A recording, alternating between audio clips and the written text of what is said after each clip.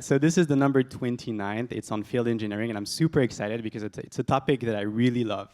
But before we talk about this, who in the room know what field engineering is? Raise your hand if you do. That's very interesting. Actually, that's a good news because we have some people that are going to teach us what it really is. So who works in the people that know what field engineering is? Who work as field engineers? Who work as solution engineers, for instance? All right, we have some people. Maybe other names, solution architects?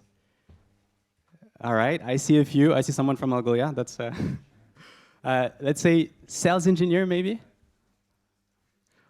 Okay, this is super interesting because as you can see, there are a lot of different names for functions that are kind of similar. And the idea of field engineering is having one name, like I think in English the name is portmanteau, I'm not sure, but that brings together all the different names and start to think about it holistically. So about myself, my name is Michael. I am lead solution engineer EMEA at Algolia. I've been starting to be lead for roughly 2 months, so it's something I'm discovering and I'm trying to learn as much as possible about. So I am thrilled to have this meeting today, this discussion. But before we get started, I would like a huge round of applause for the 3 people that are going to join us right now.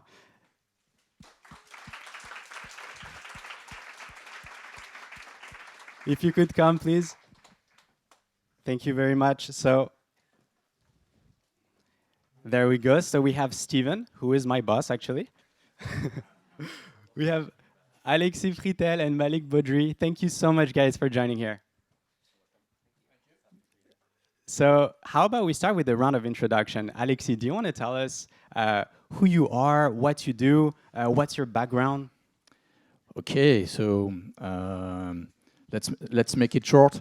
So my name is Alexis. I'm working for Box. This is a SaaS solution, a cloud content management solution. I'm working for Box for 3 years, and I'm within IT for quite a long time, and especially working in a pre-sales organization for more than 15 years. So this is really something I started the role I took quite a long time ago, working for a company named iLog that has been acquired by IBM some years ago, working for EMC, and now working for Box. And now I changed my role as a manager for the pre-sales organization at Box for Southern Europe and Central Europe. And so I don't want to anticipate too much on the conversation, but okay, so my main focus is pre-sales, which is part of field engineering, I guess. So that's it. Which is perfect, actually, because well, as I told you, I am also starting in this position, and so I have a lot of questions for you. So thanks for sharing this. Steven, what about you? Sure. First of all, it's great to be here. It's great to see everybody. So I am from the Bay Area. I am a Silicon Valley story, I suppose. I grew up there and have spent about 25 years in the industry. Some of the early client-server solutions, all the way through cloud over the past 10 years. And so, yeah, I guess about me, in addition to all that, I've lived around the world and I've managed global teams. I was at Box for a while and at Salesforce and a bunch of other places. And I met my wife in Japan, and we have 3 kids, and we're in the Bay Area. And so I'm also, I lead a leadership institute for sales engineers, so pre-sales, so I teach workshops. And I try to look holistically at the role and as people. So I'm also a certified instructor on a course called Search Inside Yourself, which is originated out of Google. And it uses neuroscience and mindfulness to teach EI competencies for leaders. So I really try to synthesize a lot of those pieces together, but I've had the privilege of working in a lot of field engineering roles, pre, post-sales, for many different companies. So I'm excited to share my thoughts on that. Thank you so much. And also, just so that everyone knows, Steven flew from the US and arrived yesterday, which it's not super easy if you think about it, to be in front of people and sharing this when you're super jet lagged. So thanks, Steven, so much for that. I'm Malik Baudry. I manage a couple of teams at Google right now in the technical solution consultant area. My two teams focus, one on the Google Voice Assistant, so the annoying OK Google. So basically, we help OEMs in Europe, all across EMEA, to put OK Google a little bit everywhere. So either you like it or not, but that's what we do. It's a lot of fun. And the second team focuses on making the mobile web better. So there's a new technology around mobile web, and we have a set of solution consultants that basically work with large advertisers, large publishers, to help them make the web a better place. A little bit more about myself. Born in France, engineering school in France, software engineering. I love networking, so I went to the US for 9 years, worked for a big networking company out there called Cisco Systems. And then I missed France, came back home here in Paris, moved from engineering because there was no way to do engineering, embedded software engineering back in 2009. There's not that many options. So I decided to move into technical consulting area. And as I was looking around, I basically joined Google first in advertising and now in a little bit more technical areas. And the journey is ongoing. That's interesting because I see different themes that are kind of similar. There's this notion of traveling. Stephen, you've traveled a lot. Malik, obviously, you did also. You're an engineer, and that's also something that's part of field engineering in the definition, right? So maybe in the room, who is working as an engineer today that is not in sales? Okay, I see some people. So maybe pay attention because it could be interesting for you in the future. It seems like it's something that we do. That's also what I did. I just moved to field engineering a few years ago. But speaking of field, so when I asked the question at the beginning, not a lot of people knew what field engineering was. So how about you give us your definition, your own vision of what it means in your own company, in your own way. Maybe you can start if you want, Malik. Yeah. So first of all, let me just explain a bit why I'm here. I was fortunate to know Algolia as a company. It's a company that I like a lot. I think doing a lot of innovation. I think it's a very interesting company. And I was fortunate to know someone from Algolia that basically reached out to me and said, hey, we're doing a tech lunch around field engineering. Do you want to come? And I said, sure, but we don't have field engineers at Google. And I've never seen field engineering titles at Google, which is a fairly large company. So I'm guessing it's more a matter of how you define it, because I'm sure we have the function somewhere, more than a matter of whether we have that role or not. So we hopped on a call, we started discussing, and then it was pretty clear that we had those functions at Google. So my vision of field engineering, which is a little bit the people that I manage, it's what at Google we call technical solution consultant. And this is a very broad term. So I'm going to give you 3 examples. So in my team, I have 2 technical solution consultants. 2 different type of technical solution consultant. One we call partner engineers. Those are the ones that take the Google Voice Assistant, help our external partners to basically take the product, work with their engineering team, embed the product, and take that product all the way through the test cycle so that it gets released on shelf in the different retail outlets that you can see out there. That's one type. So they go from pre-sales all the way to pretty advanced technical embedded software type of technical area, all the way to how you release the product, getting out there, discussions about discounts and so forth. The second type that I have is technical solution consultant around mobile web. There it's different. First, the technology is completely different. You're getting embedded is usually C, firmware, non-object oriented type of things. You're getting into the field of web where it's the opposite side. And there we work with very large corporate companies, and a lot of discussions are with how you convince the marketing to get onto those projects so that you can align the engineering department. And then you have a little bit of technical work and you launch it. But there is no retail, there is no getting out. It's really more web where you put it on the server and it's everywhere. The third type that I can think of, which a lot of you are going to be more familiar with, is our cloud. In cloud, we have a lot of functions that are TSCs, Technical Solution Consultant, and we call them cloud engineers. We call them SC, Strategy Cloud Engineers. We call them Solution Architects. So like all those functions for us, and they span from pre-sales to deep knowledge of a specific area or broad knowledge of a given area and help the customer to basically define the solutions. Cloud is a specific area where the post-sales is slightly different. I'm not going to get into that, but yeah, so that's basically how we define it at Google. So just one quick question. So it's called technical sales consultant, the team you manage, right? Solutions. Okay. We don't sell. That's a very key point. Okay, sorry.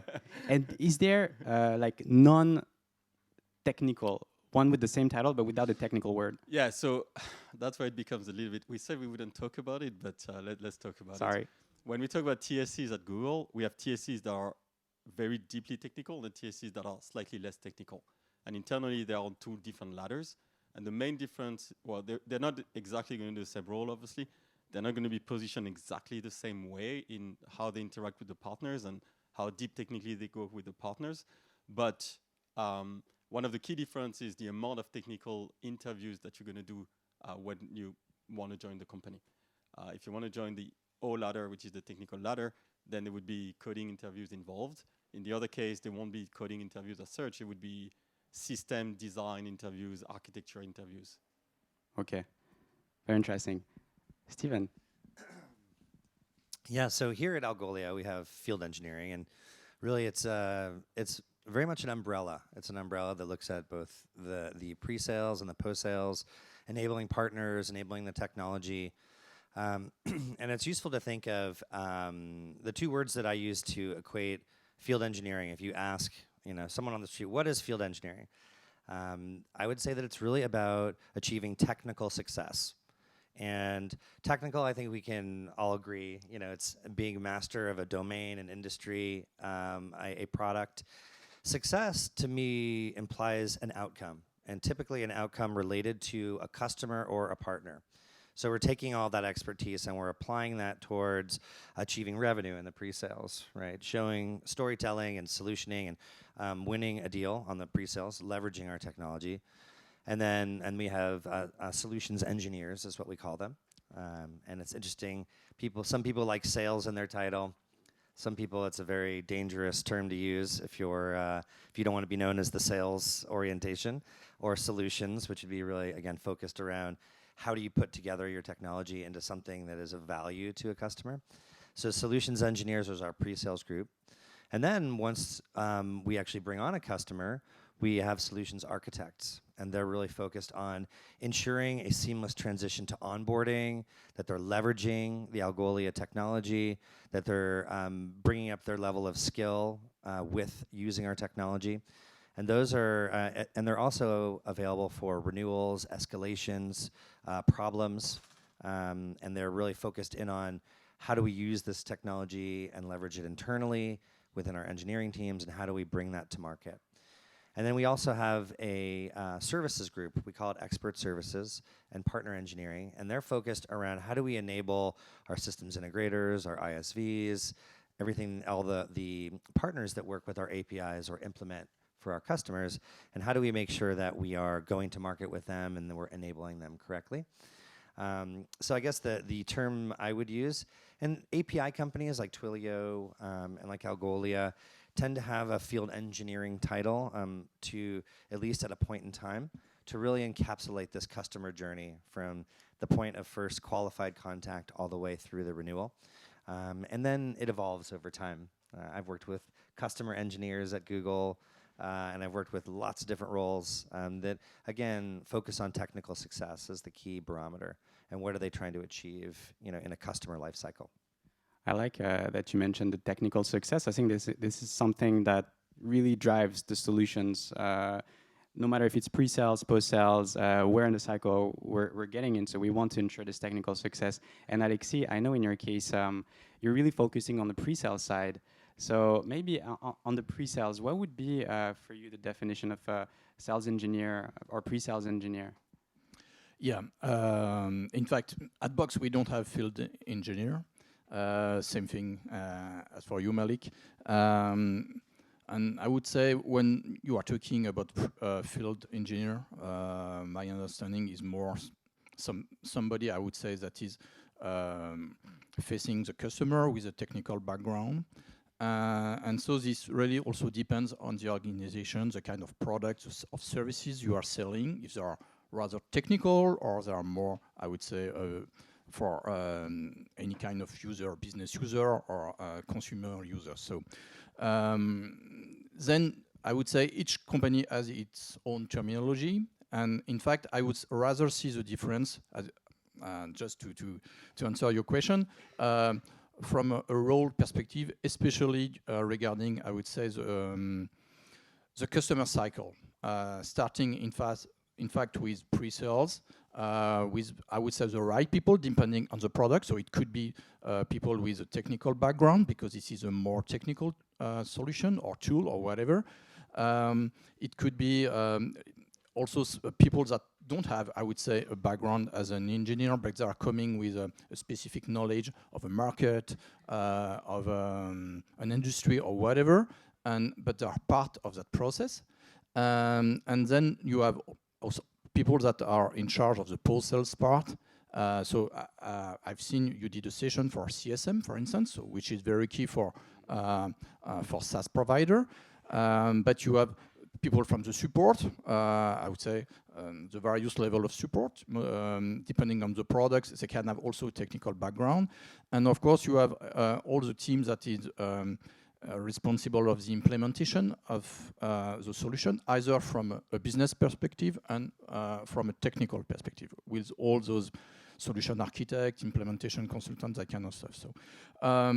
So, focusing on pre-sales, what is interesting is you may have people, I would say, with the same background as an engineer, for instance, but depending on, I would say, what they like to achieve, you know, what the ways they are considering the customer, they would take, with the same background, one direction or the other. And each company has a different organization. You may have pre-sales and post-sale under the same umbrella. You may have different organization for each of them. It can be also, it can depend on the geography. So what I can see is that focusing on pre-sales, you have most of the time people that are really, that they are not that much interested in, I would say, doing a project from A to Z. What they like is to have more short-term interaction, but with a lot of customer, with a lot of variety of people, of expectation, of requirement. That's the main difference. So, not sure I answered the question at the end. It's such a broad question that I think you have answered beautifully, and thank you for this. So yeah, it seems, I hope this kind of answered the question I asked at the beginning, what is field engineering? As you can see, it's many things. It seems to come down to the notion of being technical, being in the field, so really talking to customers, trying to understand their pains, and trying to map them into solution, into technical solutions, really. So we've defined the role. I think it's interesting, but now each of you own a team, and I would be super interested in knowing how your team is structured. Maybe just high level, how many people do you have? What are you looking for in these people? Is there any sort of process that you have, something that we can see, how humans interact really with field engineers? I'll let you go first, Alexis, if that's okay. Well, so my team is a small team. So it's 4 people and me. It's across different geography. So Southern Europe, Central Europe. This is a senior team. So, I mean, this is not people I have to manage. This is not micromanagement. They know their job. The idea is really, as for me, is to provide them the additional support they need to be able to achieve their goal, and also to be sure they are finding, I would say, the right journey within the company in short term and in longer term. This is one thing. And how to build that team, also what is key for me is really to be sure that I can have people with a different background that can work together as a team, but also with the rest of the organization, especially for pre-sales, because it's really key to be able to work with salespeople. These guys are interesting people, And you need to work with post-sales, you need to work with marketing, so you need to raise somebody that can work as in a various team, but also to work with the other pre-sales people. So this is the way it works.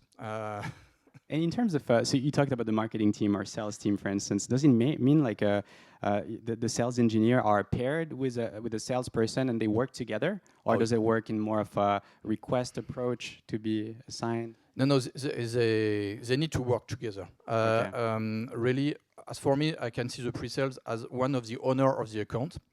I would say almost with the same level as a salesperson. And I really try to avoid to have just pre-sales engineer seen as just a resource that is just asked and requested when needed. Of course, it's also a question of organization. It's also linked to, I would say, how much you need to industrialize your processes. It depends if you have to deal with a limited amount of large customer or with a huge number of small customers. It really depends on the organization. Okay, that's extremely interesting. Just one quick question before we move to Steven is how do you make sure the sales engineer are not used as a resource?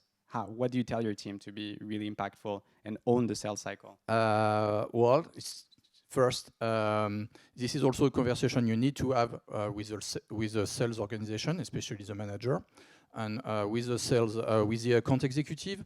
And what is key, for instance, is really to challenge these people because sometimes some could be a little bit lazy with the qualification of the opportunity. So it's really part of. I mean, you know, sometimes it's very, I would say, basic. It's you need to ensure that the pre-sales they will get the confidence from the salespeople, and because their main role is to be seen as a trusted advisor by the customer, but also by the rest of the team. And this is part of the manager really to ensure this and to avoid, I would say, any friction within the sales and pre-sales team. And I'm really asking this because, so as for myself, I was a software engineer before I moved into field engineering.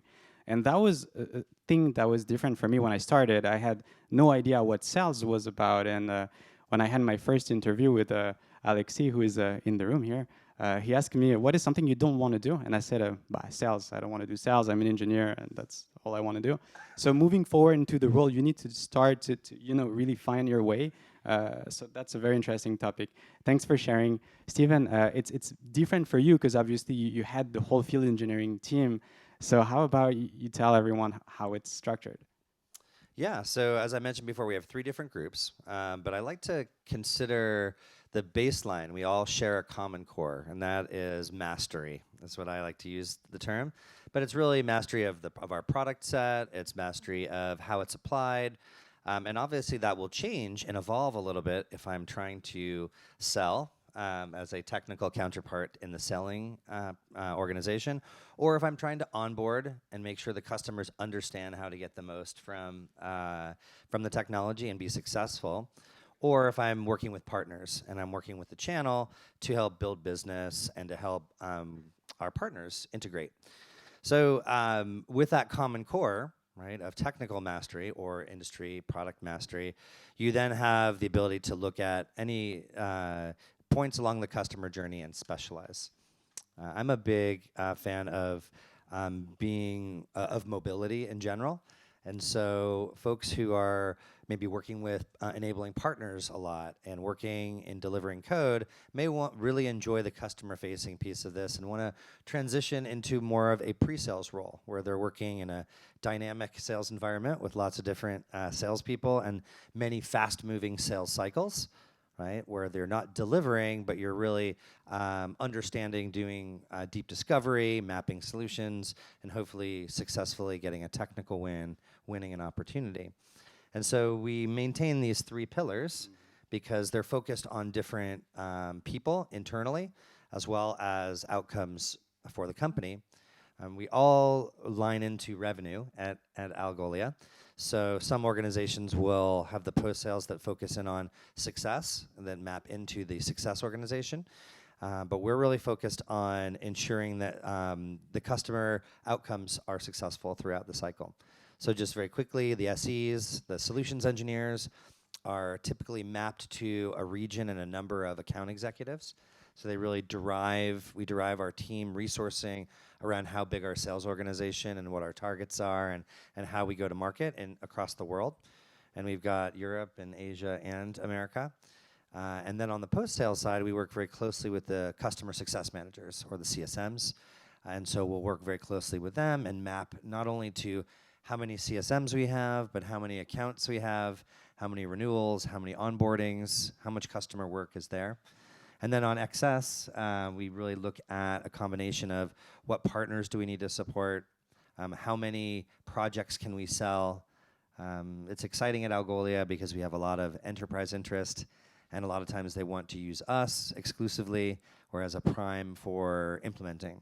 And so that group really focuses in on what are our most important customers and how do we make sure that we are there all the way from start to finish to make them successful.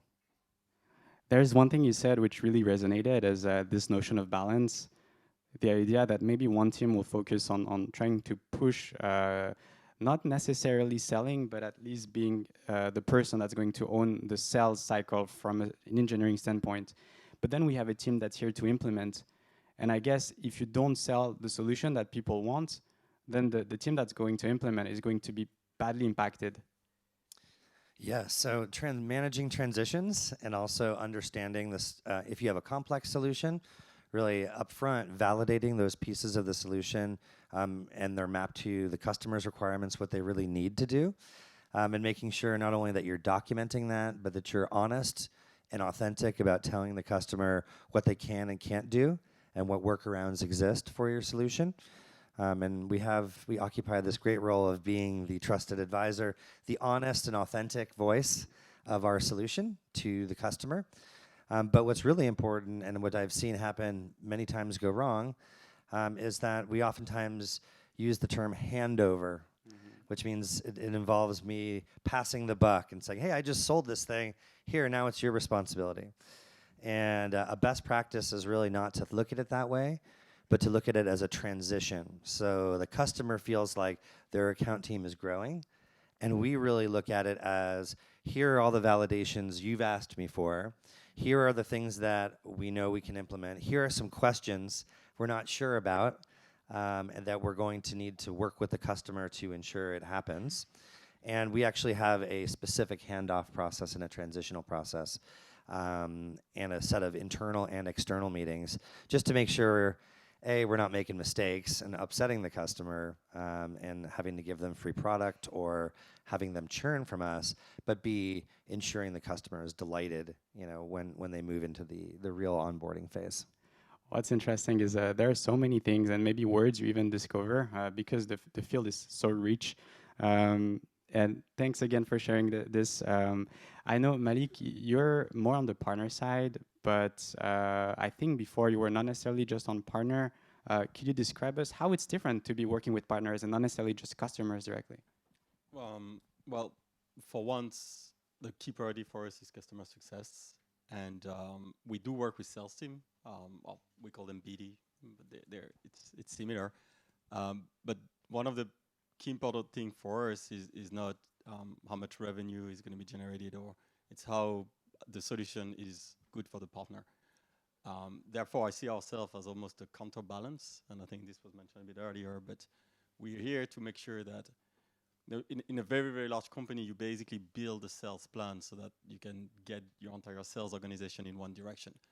And this may trigger a lot of good behaviors, and this may trigger some bad behaviors. In our case, because we're not aligned on that, we're the counterbalance of the bad behaviors, I like to see it. So for us, it's more, we get into a meeting, we see what's the customer need, and if the solution that's being proposed and sold to the partner is not the right one, we just come back to our offices and we say, no, we're not going to work on that. The way we control that ahead of time to avoid too many friction is that we define ahead of time the list of partners that we have a priority list of partners, if you want. So on the mobile website, we engage in Europe across EMEA with 300 partners, no more, and we will only get on those accounts predefined ahead of time. It's the same thing on the Google Voice Assistant. We know ahead of time the list that we've identified. So it takes a little bit of time to align across the different markets, make sure you understand the priority of the different markets, because you don't want to be in opposition all the time. There's a bit of balance there, but it's a lot about customer success, be the trusted advisor, repeated project, and so forth.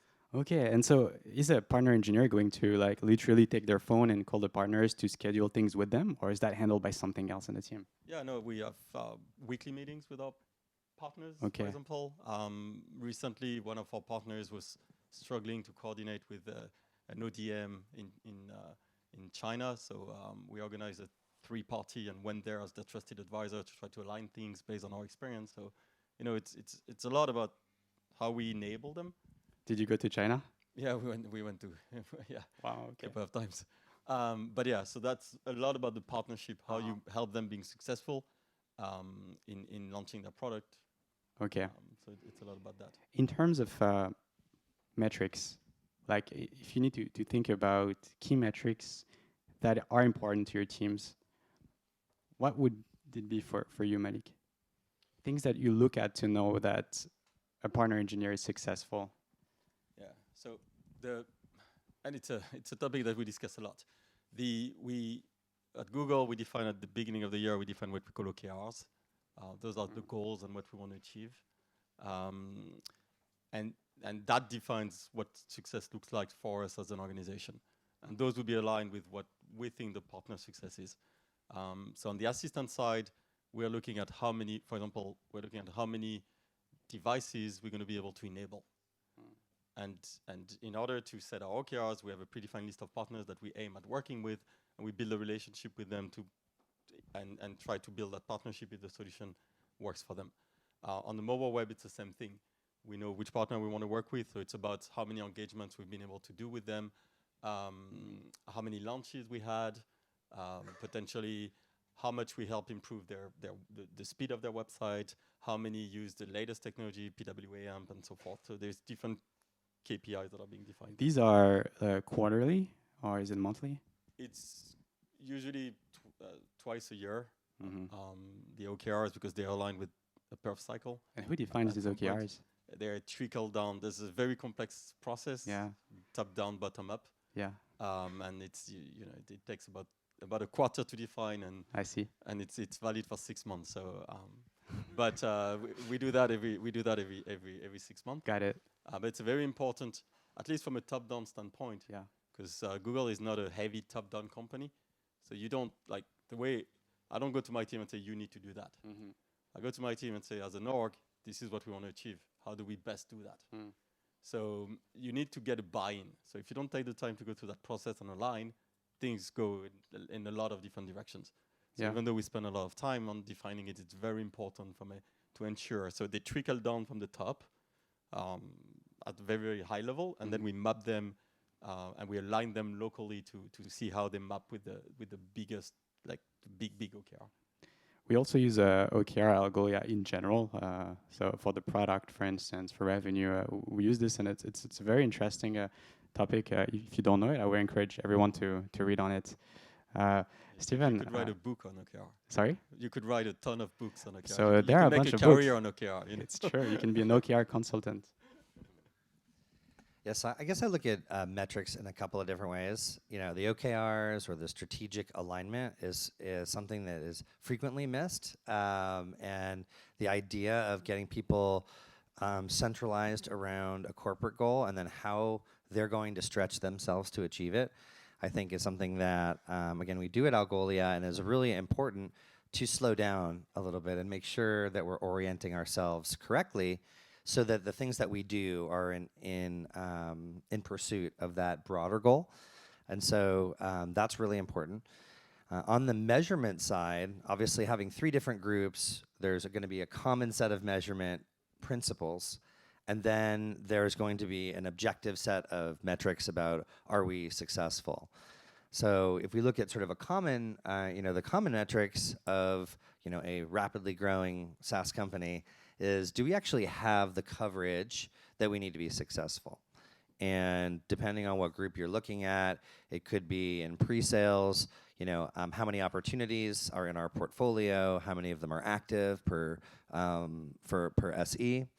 And then we'll look at what is the percentage of the business that we're covering, right? We want to be on most enterprise deals, but we want to look at only, you know, there's a floor on SMB deals, for example. So we'll look at the coverage of the business and the individual workload. And that will happen usually with all groups.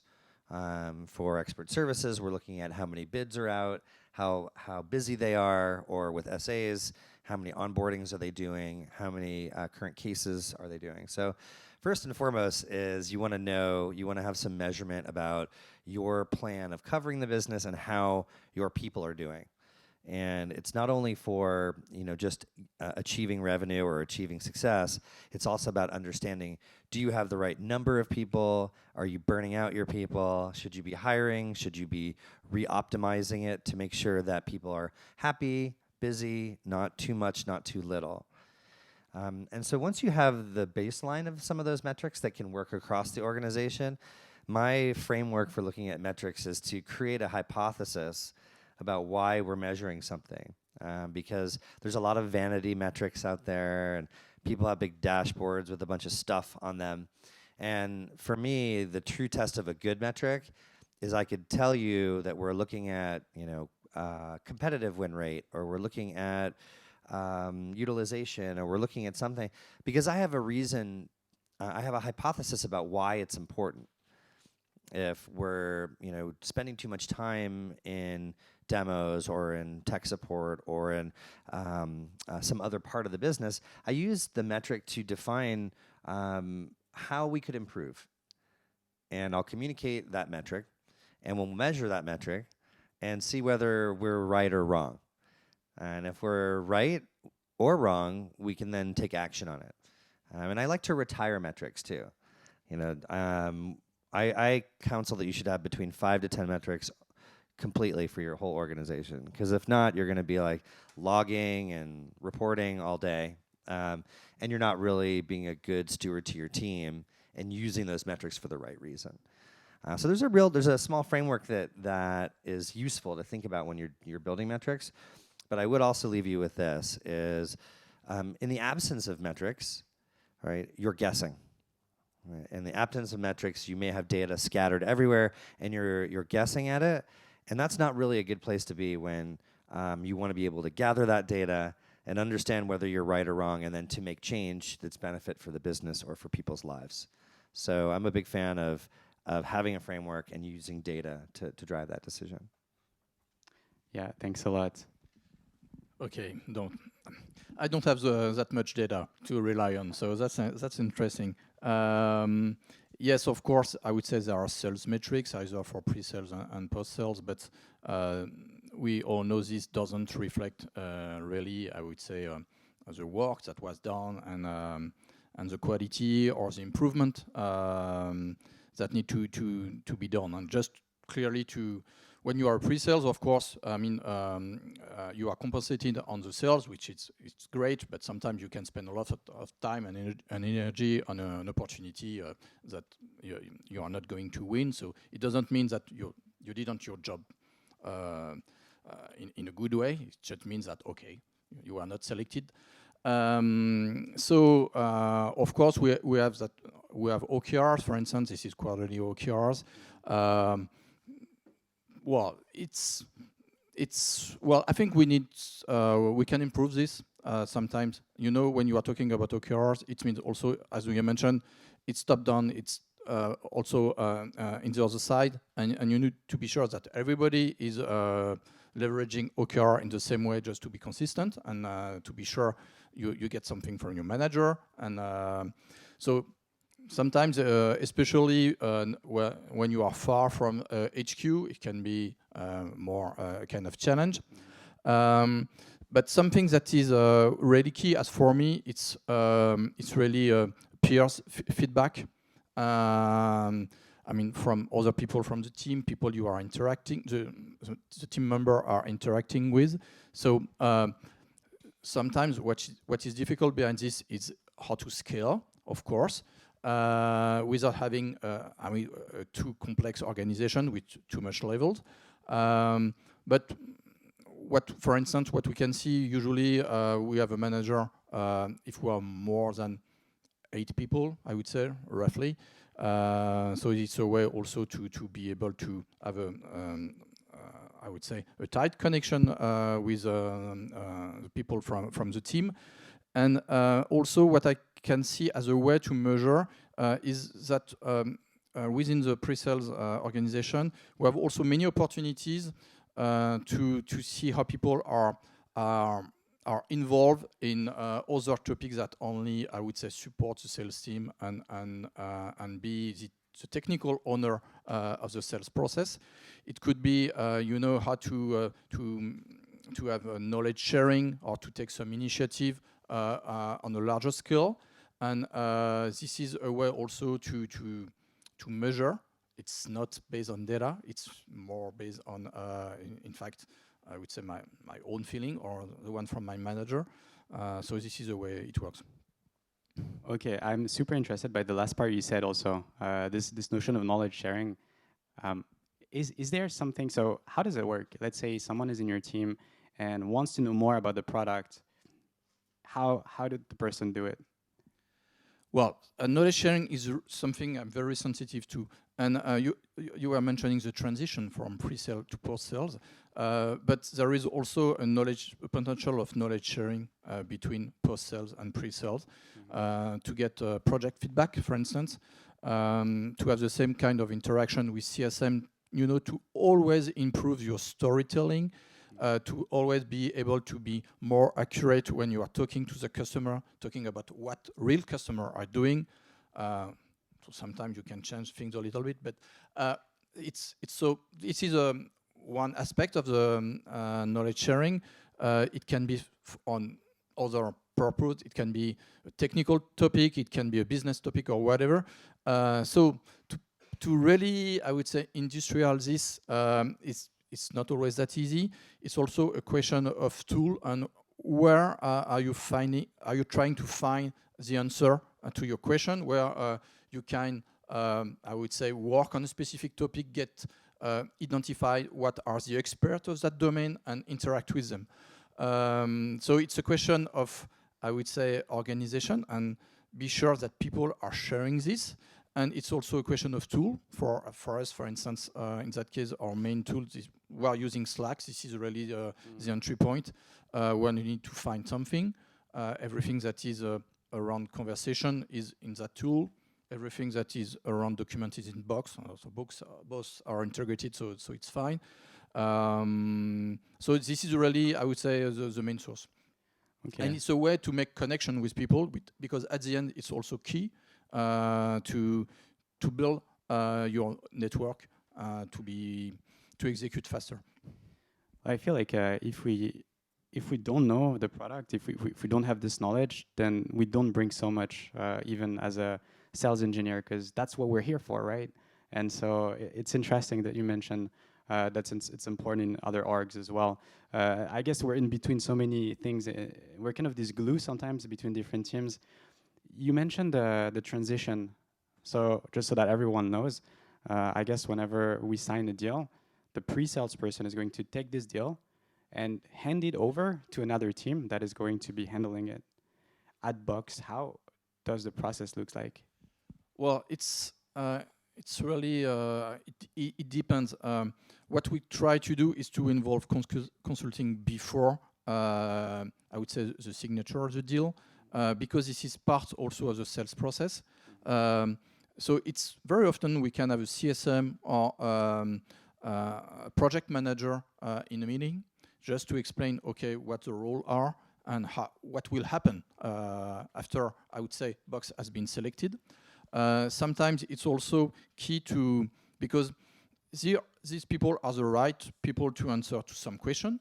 Okay, what kind of support I will have? How are you handling a project? I mean, what are the resources you need from me as an organization to have a successful deployment and implementation of the product? So it depends of course, on the availability of that team, on the size of the opportunity. But usually we try to have it starting earlier. And then as a pre-sales, we have what we call a backlog, which is all the topics we have identified that can be linked to specific technical modules that require a specific work from the consulting. And this, I would say, is one of the documents that an ACE need to fill. Sometimes it's not the case, of course, but this is key. You said, is it so? This transition phase, does it happen even before a deal is signed sometimes, or? Well, it can happen. It also depends on, I would say, the office and the geography. Because, for instance, here in Paris, we are lucky to have all the roles in the office, so we are very close. So, I mean, the communication is very easy. It's also because we are not a big team in Paris. But, for instance, if I compare to my peers in Germany, they are very distributed around the country, so it's different. In London, it's a very large office, so it's different also. So it's, I would say, it's case by case. Okay, fair enough. So of course, you try to have some recurrent processes, but it's still different from one place to another. Yeah, and I know Steven can tell more about this, but we're also in this moment where we're trying to rethink about the way handover works and the interactions between the solution engineer, the CSM, the solution architect. So at Algolia, how do we want to think about this transition? And I noticed how you went from handover to transition. We want to remove handover. Again, it gives that sense of, oh, here we go, I'm passing this over. So as we look at transitions and augment these account teams for our customers, I think it always needs to be looked at, and depends on the type of product that you have. The two terms that I use to easily define these two domains are very simply stated, the what and the how. Right? If in the pre-sale, we're really focusing on what they need and how our solution is going to map what they need. Now, many products like Algolia, where it's an API and where we're talking with engineers right away, we're going to talk about the how as well, right? The architecture, how we load data, how do we index it, how do we operate on it, how will you be successful with it? But it's useful to think about those two domains because we're really, to get them to a decision, we're telling them what is possible. And we're painting a picture of the future with them, and we're giving them some idea of how. But once we get to the point where they sign or they're committed, we really now need to shift into how. How should their teams be aligned? How are we going to align? How are they going to use the technology? You know, where to avoid, where to go, where to work around. And so it really shifts into the how, and the architect is really, the post-sales team is really focused on that. And then as far as the transition meetings, right, those will evolve as the types of customers you work with evolve, and as your process, you get bigger and you work with different types of customers and get bigger in the organization as well. So a number of different meetings, internal, external, a number of different tools as well that need to be leveraged to make sure you're not losing information along the way. I really like this what and how, because it's kind of simple, and I think it defines well what a solution engineer does and what a solution architect does. So yeah, thanks for sharing this. For you, how is it? Yeah. So I can illustrate a little bit. So across advertising, mobile web, or assistant, there's no transition because the person handles it from the pre-sales to the post-sales. And advertising is a huge business, but no matter what, this is the model where you kind of get rid of the transition problem. The transition problem right now, if you look at Google's business, it's really around the cloud, all the cloud deals that happen. And there, the way things are structured is that there is an org that is dedicated on pre-sales, the customer engineers, the strategic customer engineers. They're basically working on defining the what. As they're defining the what, you actually start defining the how as well. Because in order to migrate your workloads onto the cloud solution, it's not something you can easily do by yourself. There's a planning that comes in place. You either go through channel partners, or you use professional services within the company. And that the post sales would be the professional services are the team that is basically handling the post sales. So as you start defining the how, so the team that does the pre-sales start defining the how, the post sales team is involved in defining the how and verifying the plan for the how. And then if the customer basically goes with the professional services, then the team that defines the how is going to engage in making it a reality. Who coordinates all that? So the teams are organized in tripod. Okay. Well, so there is elements. So each sales is associated with a customer engineer, which is associated with a strategic cloud engineer in order for them. And there is dedicated time that is like the post-sales engineer has dedicated, well, theoretical dedicated time to basically spend on pre-sales as well, to be able to verify how what's the plan that is being defined. If you're not familiar with the professional services offering, it's a bit hard to to follow, but there's basically different phases in the post-sales, and one of them is going to be, really going through the transition with the partner, and that's part of the first phase of defining the how. Okay, you mentioned customer engineer. Yeah. So what is that? Customer engineers, they are basically involved with, so the way the cloud team are organized, there is the sales, the field sales representative that's basically selling the solution. He's teamed up in a tripod with a customer engineer. This customer engineer is defining the technical solution alongside the sales person for that specific customer. Okay. And this is a TSC. This is a technical solution consultant. Got it. Okay. So yeah, everything. I can see the links in between all these acronyms.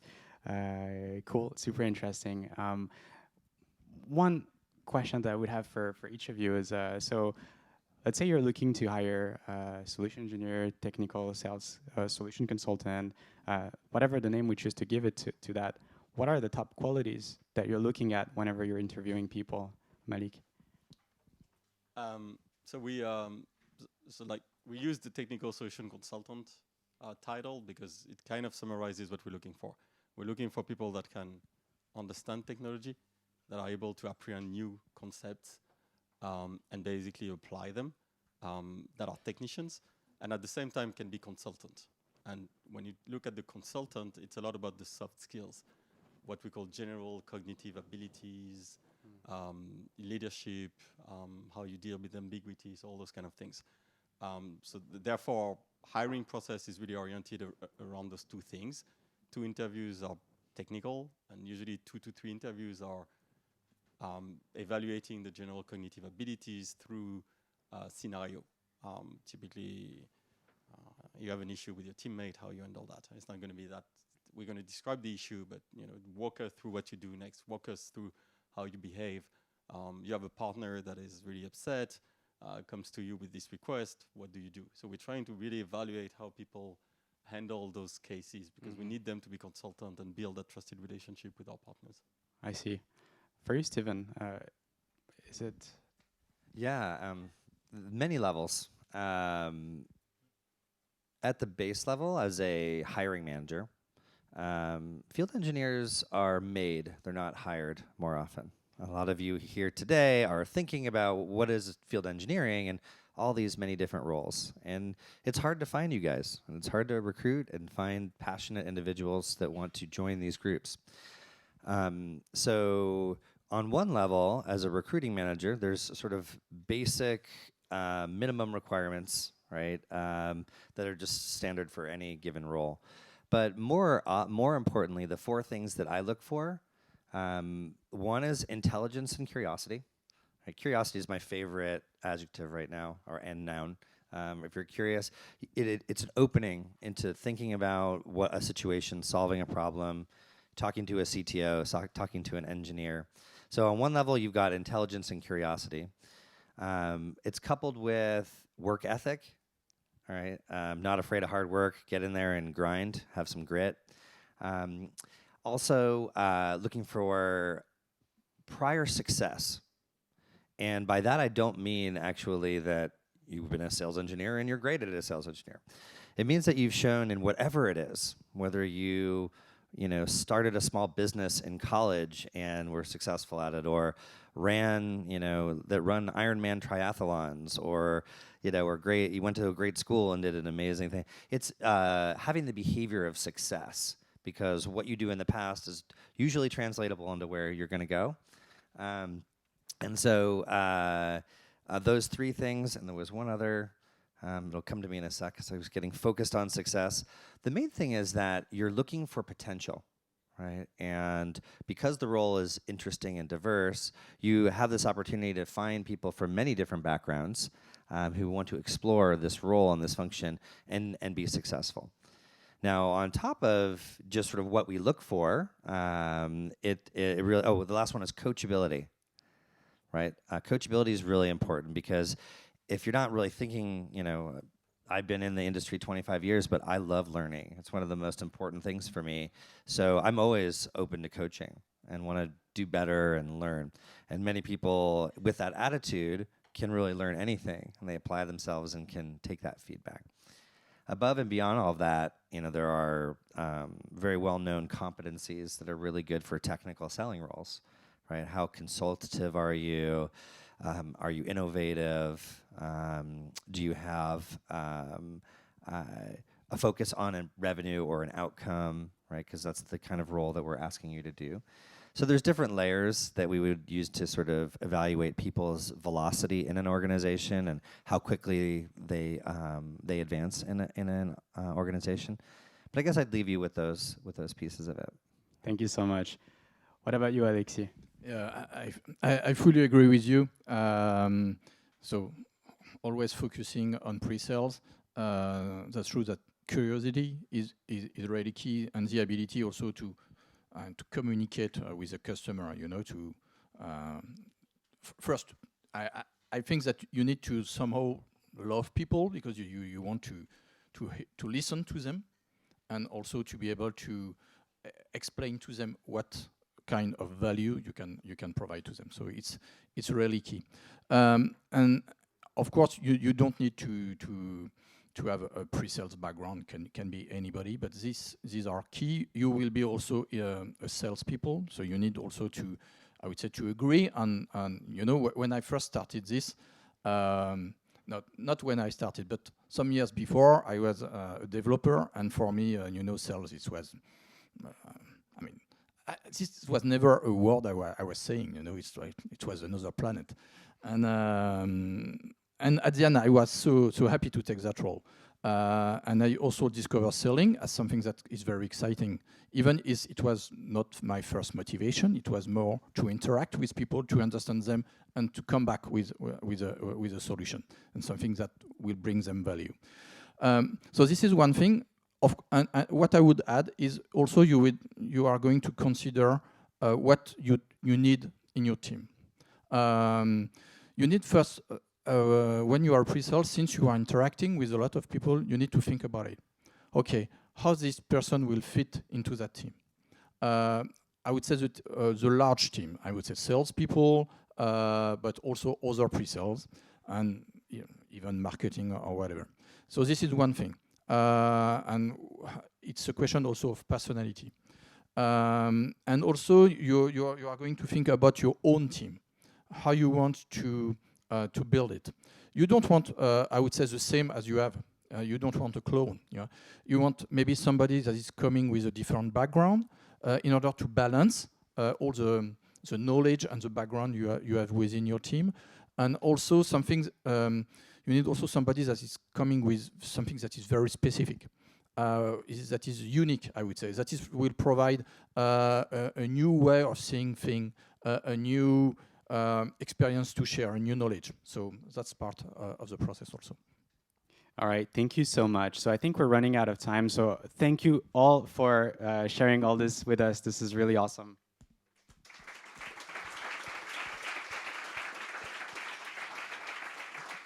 And thanks everyone for coming to this Tech Lunch. I think we might have someone that has a message. Question? Oh, yes, perfect. Hey, hello. Thank you very much for those interesting discussion. I might have a quite different topic. It's just 5 minutes. Here at Algolia, we always want to improve our product, and we do a lot of user testing and interviews. So you will probably have a follow-up email after that event, and you will find a link in that email to register to user testing in the next coming days. If you are interested, you are not obliged to, but just to warn you that if you'd like to be part of the adventure and to do research with us, we'll be happy to count you in. Thank you.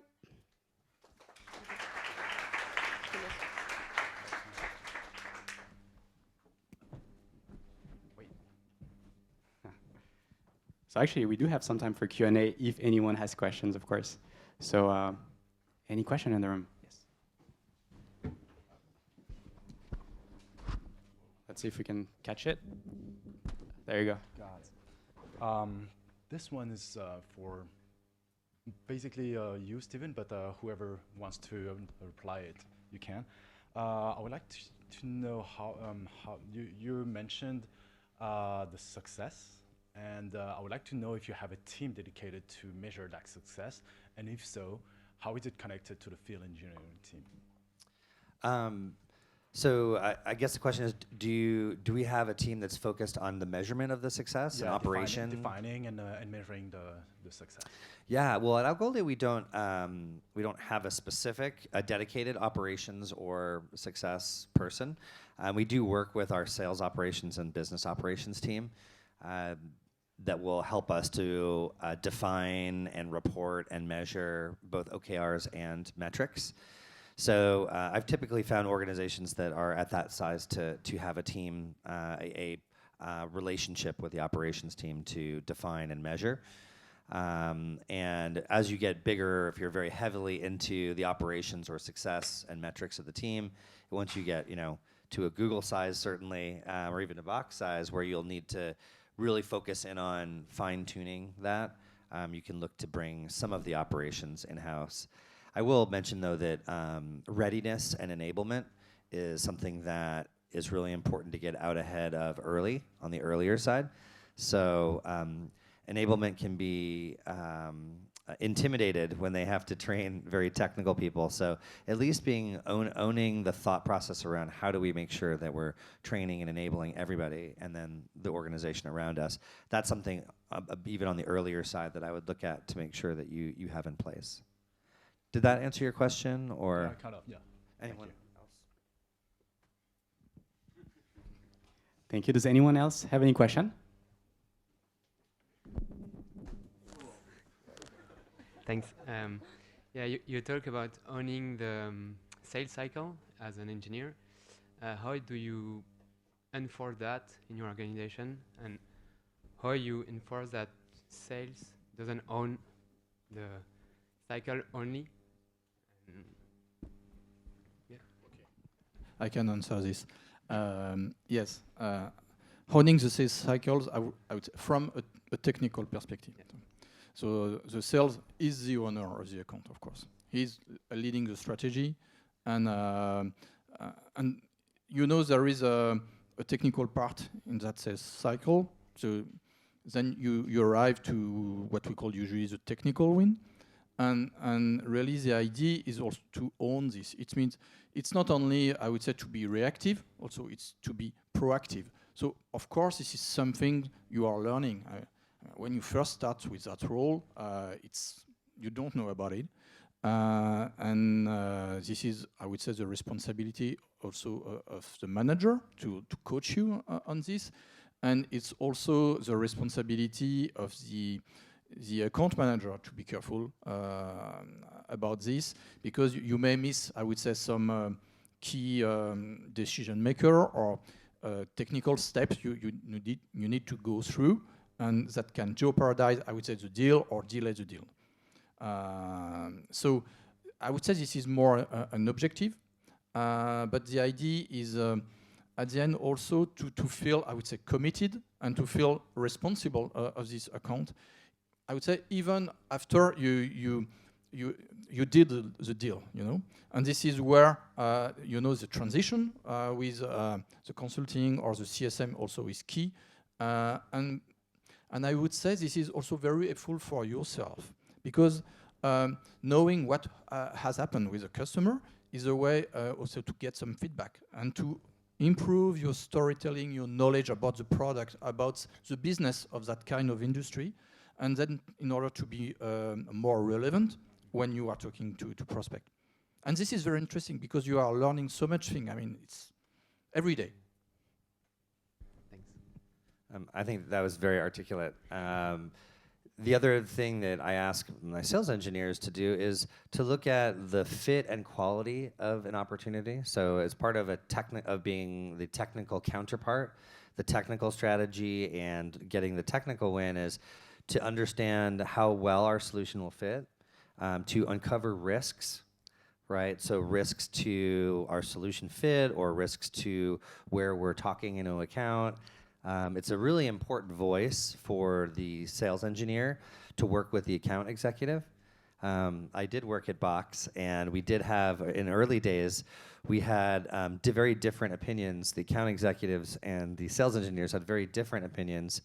And when you put the two of them together, you got a real good look at where we really were on a deal. And so having that proactive opinion and calling out where the good and the bad and maybe the ugly is on an opportunity is a really important way for a business, you know, to predict and to be accurate about what's really happening on a deal. And also, you know, our job is to be authentic, transparent solution people. So how that moves on into customer success is also really important too. Yeah, well, for us, with the scale we have, a lot of it goes through the clear definition of R&R, role and responsibility. It's really rare that a salesperson would be able to close a deal or close a partnership without a technical person. And it's part of the responsibility and each of the role to basically make sure that this relationship works. On top of that, it's very important in Google culture that people work together. It's actually an emphasis of our perf as well, where if you're not someone that can easily work with the others, you're unlikely to be very successful in the company. So we put a lot of emphasis on helping each other and making sure that this works. And finally, we have a lot of feedback loop a little bit everywhere where I'm going to be aware of a lot of the deals that are happening and how things are going, and people are going to reach out to me if things don't go the right way. And they usually don't need to escalate. We don't really consider that escalation as such because part of the culture is to make things work. But yeah, it's a little bit of all that makes the alignment work. Does anyone else have any question? Yeah. Oh, you can stay here. Thank you. Yeah, thank you all for sharing all those insights. My question was regarding the content, and I mean, all those people, they need to have materials, either technical content or marketing content. And so I was curious about how do you communicate, what sort of content do you need, who's doing it, and what works well and what doesn't work? It depends about the maturity of the business you're looking at. Same thing, we have a lot of different businesses. So when the business are pretty mature, you have almost an entire team that's basically dedicated of generating content. Pitch deck that you're going to customize, pre-sales deck. I mean, so everything is going to be out there. The narrative, the story, there's dedicated team working on it. When the initiative is a bit smaller, something that you're basically starting, then actually, like in my team, for example, like the Google Assistant, we generate a lot of things by ourselves. We talk to the product, we kind of develop the best practices, and we improve our decks over time and our pitches and so forth. And then depending on the maturity, you get a mix of in between. You get a little bit from the central team. You generate your own central repository, everybody sharing emails, newsletter, links, internal websites, I mean, just regular. We do a lot of trainings, hangouts on there, or training sessions whenever we think that there is a scale to do so. And we try to build on best practices. Part of the culture is to share, so we really influence our teams to basically share best practices. If you've seen something that works, make a nice use case out of it. It's not about you just trying to shine and get credit for what you did. It's about letting others know what's made this partnership or this deal successful, and then learn from it, and hopefully everybody can improve collectively. Yeah, I would echo what Malik said. And I would also advise that enablement is something you want to be intentional about early, because you'll get so much organic content. It's all over the place, and there's so many interesting pieces of information. But how do you actually deliver it so that those groups that need it get it in time and relevant to what they need? So many organizations that I've worked for, enablement is hired too late.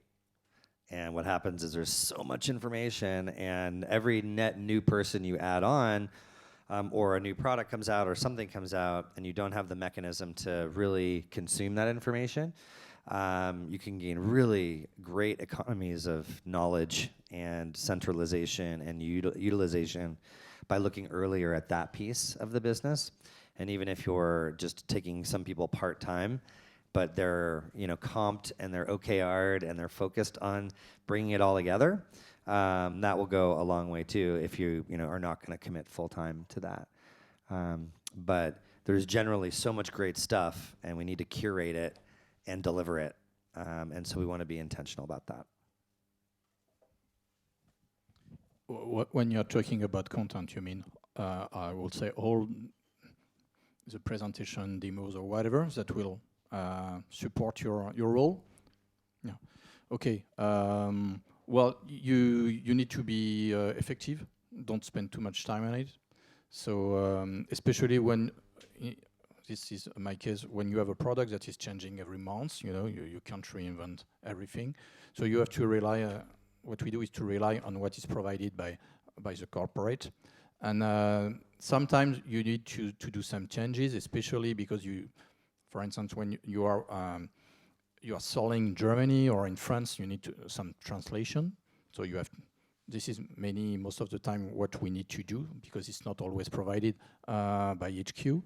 And so this is really to find the right balance. Don't try to invent too much things. But if there is something that is really relevant, share it in order to avoid people to reinvent it in the same way. So that's all what I can say. Any other question? Yeah.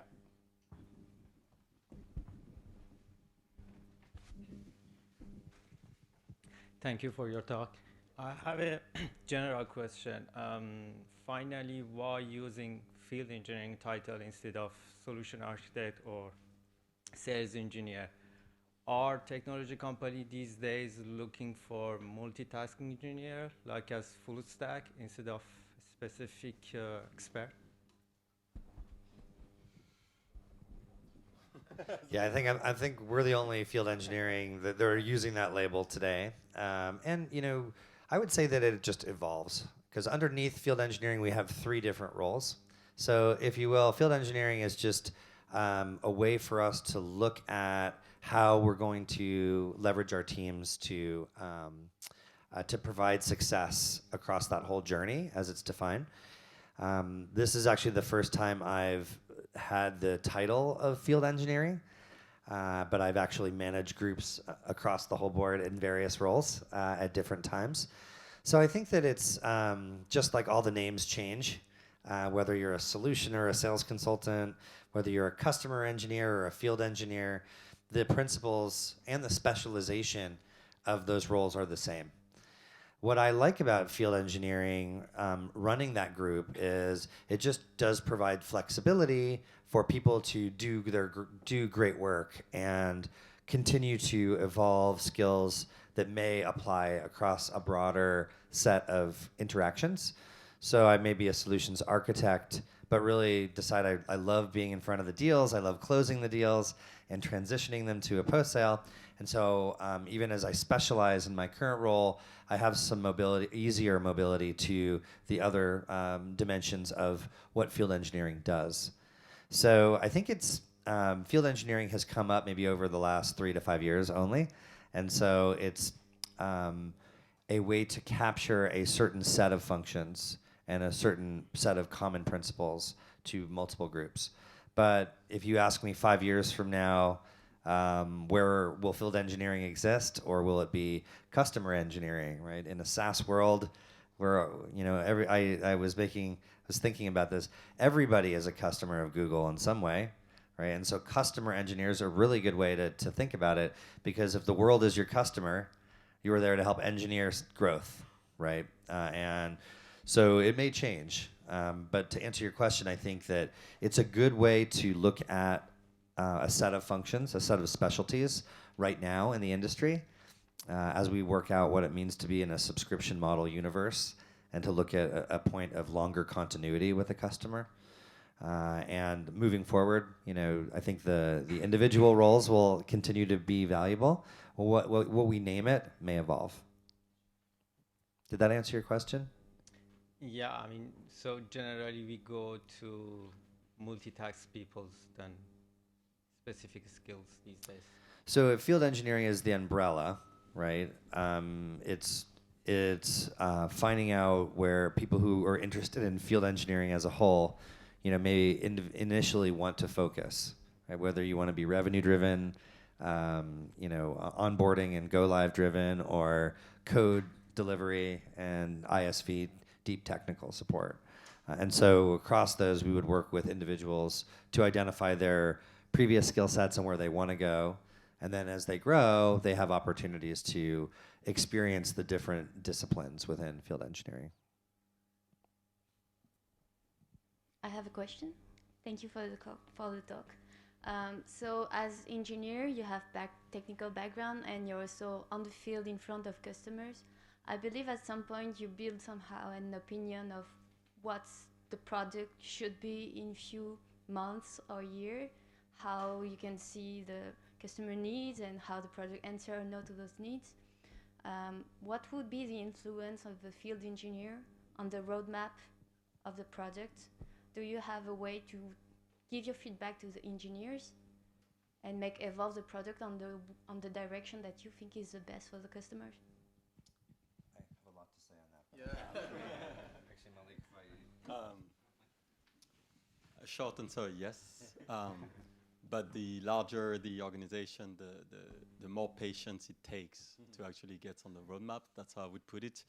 But it's definitely a very important part of the role, in my opinion. So when we say role and responsibility, to me, I'm looking for people which understand what are the limitations we have today, understand the requirements of the partner, are able to bridge that so that we can work together now, and then define a good strategy on how we're going to influence engineering. And if you're close to engineering, it's easier than when you're a little bit away. So that's when you look at global companies like Google, a lot of the engineering not sitting in your geographical area, that becomes a very interesting and lengthy process.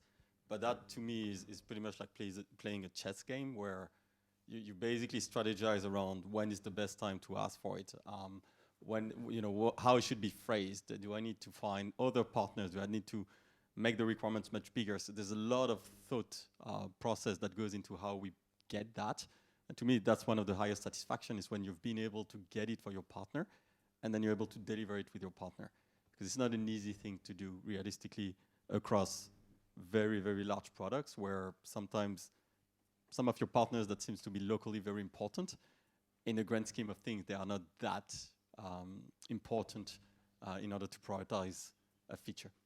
So it's definitely part of the role, and it's one of the most exciting parts. And that's what I like about the role, having all those interactions between sales, external customer or partners, and then the engineering internally. And by engineering, we mean PM or Eng directly. And we have even more function there, so it's even more complex, but it's what makes it really interesting. Yes, same thing. The answer is yes. So definitely, in my case, the organization is very different because we have a single product and we are a small organization. So yes, I think the role of field engineering is key. Either people are involved in pre-sales and post-sales because they know the customer and they know what the customer is expecting. So that feedback is really key. I would say they are not driving the vision, of course, but they are really I think they have the best understanding of what the customer are doing with the product. Of course, there is everything you can measure, especially with the cloud, globally, which is adding an additional key feedback. But yes, the role is really key, but it needs to be organized. So of course, I think you can't have each individual reaching out the engineering and the product leader about this and this, and you know how it works. It must be always related to, I would say, the impact from a sales perspective, how to measure it, and which has some limitation, because also you need also to enhance sometimes the vision. So that's not always that easy. Great answers, you guys. I would just compliment that and say you want to. It's one of the best roles as a field engineer, and it needs to be programmatic to grow and scale, and to it not be emotional and be around. I have to win my deal, and I need this feature. And when it's done right, it becomes maybe one of the most important feeds into the product organization. I've seen this happen multiple times, and what happens is it then becomes a very measured input into a product roadmap exercise, and you can even establish relationships with product that's much stronger and collaborative, so that product, when you're feeding information around the quality and the gaps of your service, or enhancement requests, or even potential future areas of development, they're able to respond back to say, we are doing this, we're putting this in roadmap, we're not doing this, and you actually have a better mechanism to communicate those things to your customers and to your prospects.